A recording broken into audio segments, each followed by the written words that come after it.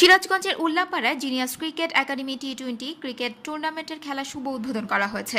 হাফিজুল ইসলাম হাবিবের পরিচালনায় শুক্রবার সকাল 10টার সময় চাঁদপুর খেলার মাঠে টুর্নামেন্ট অনুষ্ঠিত হয়। উক্ত ক্রিকেট টুর্নামেন্টে খেলায় দুই দলের মধ্যে অংশগ্রহণ করেন ঢাকা শ্রীপুর ক্রিকেট একাডেমি ও উল্লাপাড়া জিনিয়াস ক্রিকেট একাডেমি। এই খেলায় 3টি টিম অংশগ্রহণ করবে। টসে জিতে ব্যাটিংয়ে মাঠে নামার সিদ্ধান্ত নেন ঢাকা শ্রীপুর ক্রিকেট একাডেমি।